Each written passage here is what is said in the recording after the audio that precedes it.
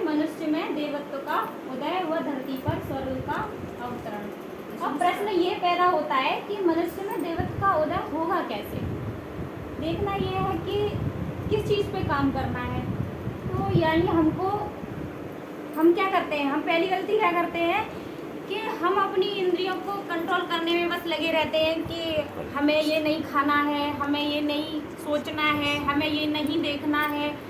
तो हमको देखना ये होता है कि वो समय बाद में आता है। बुद्धि हमारी जब काम करती है कि जब हम उस काम को कर चुके होते हैं, हमारे चिंतन में चल चुका होता है। जो चलने योग्य नहीं है वो चल चुका होता है, जो खाने योग्य नहीं है उसे खा चुके होते हैं, और जो देखने योग्य नहीं है वो हमारी आंखें देख चुकी होती हैं। लेकिन हमको हमारी बुद्धि में तब आता है जब वो हो गया होता है। लेकिन हमको ये देखना है कि हमारी बुद्धि में पहले से आ जाए, और आ जाए तो हम उसको कंट्रोल कैसे कर पाएँ। तो एक सूत्र है कि जैसे हमारे पास है इंद्रियां हमारी ये है, और मन हमारा ये है, और बुद्धि है हमारी ये है, और आत्मा ये है, और परमात्मा ये है। तो हमें ये देखना है कि हमारी आत्मा कितनी कमज़ोर है। कमज़ोर आत्मा जब बुद्धि से कहती है तो बुद्धि उसका कहना नहीं मानती। क्योंकि यही देख लीजिए कि जैसे एक बूढ़ी माँ है और कमज़ोर है, वो बच्चों को मतलब कहती रहती है बेटा इस काम को मत कर, इस काम को मत कर, लेकिन वो बच्चा उसकी बात नहीं सुनता है। और नहीं सुनता है क्योंकि वो कमज़ोर हो रही होती है, ना वो उठ पाती है, ना कुछ कह पाती है। तो फिर वो एंड में कहते कहते शांत हो जाती है कि अब तेरी इच्छा है जो तू कर सो कर। वही हाल हमारी आत्मा का है कि वो कहती रहती है कि तू इस काम को मत कर, इस जगह रस मत ले, इसको मत खा, इसको मत सोच, लेकिन वो उसकी बात को नहीं सुनता है। मन तो ऐसी जगह पे रस लेता है, और मन को तो रस चाहिए। मन को रस चाहिए तो हमें ये देखना है कि मन हमारा रस का भूखा है, तो हमको उसको कैसा रस देना है ये हमारे ऊपर डिपेंड करता है कि हम उसको किस जगह पर व्यस्त करेंगे, कहाँ रस देंगे। तो हमें उसके लिए एक ऊंचा लक्ष्य लेना होता है, और वो काम हम करते नहीं हैं। तो इसीलिए हमारी आत्मा बुद्धि से कहती है, बुद्धि हमारी मन से कहती है, और मन हमारा इंद्रियों में रस लेता है।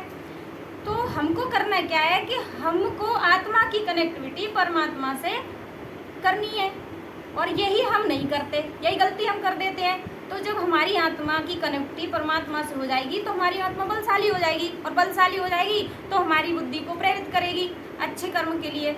अगर वो प्रेरित करेगी तो बुद्धि भी हमारी बलशाली होगी, बुद्धि हमारी बलशाली होगी तो वो मन को अपने काबू में कर पाएगी, और मन को काबू में कर पाएगी तो मन हमारा गलत मतलब इंद्रियों के द्वारा गलत जगह पर रस लेना बंद कर देगा। और इसके लिए हम इसको तभी कर सकते हैं जब हम इसको कोई ऊंचा लक्ष्य दे पाएंगे।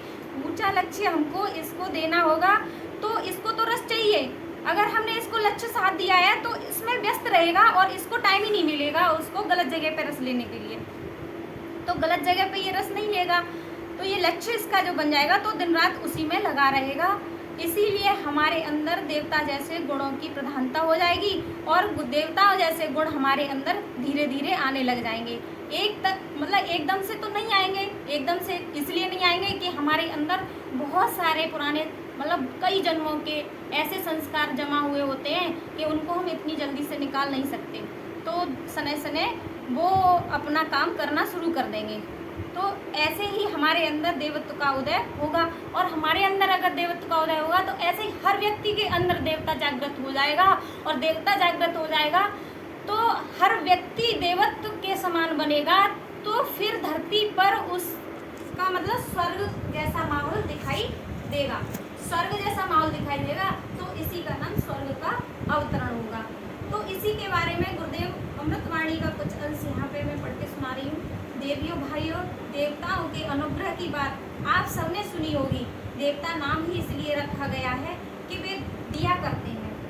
प्राप्त करने की इच्छा से कितने ही लोग उनकी पूजा करते हैं, उपासना करते हैं, भजन करते हैं। आइए इस पर विचार करें। देवता देते तो हैं, इसमें कोई शक नहीं है। अगर वे देते न होते तो उनका नाम देवता का रखा गया होता। देवता का अर्थ ही होता है देने वाला। देने वाले से अगर मांगने वाला कुछ मांगता है तो कोई बेजा बात नहीं है, पर विचार करना पड़ेगा कि आखिर देवता क्या चीज़ देते हैं। देवता वही चीज़ देते हैं जो उनके पास है, यानी देवता तो वही देंगे ना जो उनके अंदर है। वो तो थोड़ी ना देंगे जो हम चाहते हैं। और हमारे अंदर क्या है, मलिनताएं भरी हुई है, जो गंदगी है, जो पुराने पिछले अपने संस्कार हैं वो भरे हुए हैं। लेकिन देवताओं के अंदर वो चीज नहीं है, तो वो चीज देंगे जो खुद के अंदर है। तो जिसके पास जो चीज होगी वही तो दे पाएगा। देवता के पास सिर्फ एक चीज है और उसका नाम है देवत्व। देवत्व कहते हैं गुण, कर्म और स्वभाव। अगर हमारे गुण, यानी जैसे कि मैंने पहले बताया था कि हम अपने ऊपर काम करेंगे तो हमारे अंदर गुणों की प्रधानता बढ़ जाएगी, और गुण जब बढ़ जाएंगे तो हमारे कर्म अच्छे हो जाएंगे, कर्म अच्छे होंगे तो स्वभाव अपने आप ही बदल जाएगा। तीनों को, अच्छाई को, श्रेष्ठता को इतना देने के बाद देवता निश्चित हो जाते हैं, निवृत्त हो जाते हैं और कहते हैं कि जो हम आपको दे सकते थे हमने वह दे दिया। अब आपका काम है कि जो चीज हमने दी है उसको जहाँ भी आप मुनासिब समझें वहाँ इस्तेमाल करें और उसी किस्म की सफलताएं पाएं। दुनिया में सफलता एक चीज के बदले में मिलती है और वह है आदमी का उत्कृष्ट व्यक्तित्व। इससे कम में कोई चीज नहीं मिल सकती। अगर कहीं से किसी ने घटिया व्यक्तित्व की कीमत पर किसी तरीके से अपने सिक्के को भुनाए बिना, अपनी योग्यता का सबूत दिए बिना, परिश्रम के बिना, गुणों के अभाव में कोई चीज प्राप्त कर ली है तो वह उसके पास ठहरेगी नहीं। गुरुदेव कह रहे हैं कि जो, यानी अनुदान, वरदान या जो विभूति है, जो प्रतिभा हमारे अंदर गुरुदेव ने देकर हमें भेजा है, या फिर वो उसको यानी हमारे अंदर उजागर कर रहे हैं किसी भी तरह से, तो हम उसको अच्छे काम में नहीं लगाएंगे तो फिर वो व्यर्थ चली जाएगी, वो किसी काम की नहीं रहेगी, उसके पास ठहरेगी नहीं।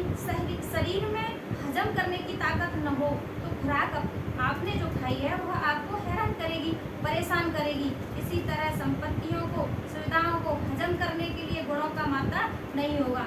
उदाहरण के रूप में जब हमको कोई बीमारी हो जाती है तो हमको दवा दी जाती है, और अगर हमें दवा डॉक्टर ने दी है और हमारे शरीर में इतनी शक्ति नहीं है कि हम उसको पचा पाएँ, तो वो फायदा की जगह हमें नुकसान करेगी, रिएक्शन करेगी।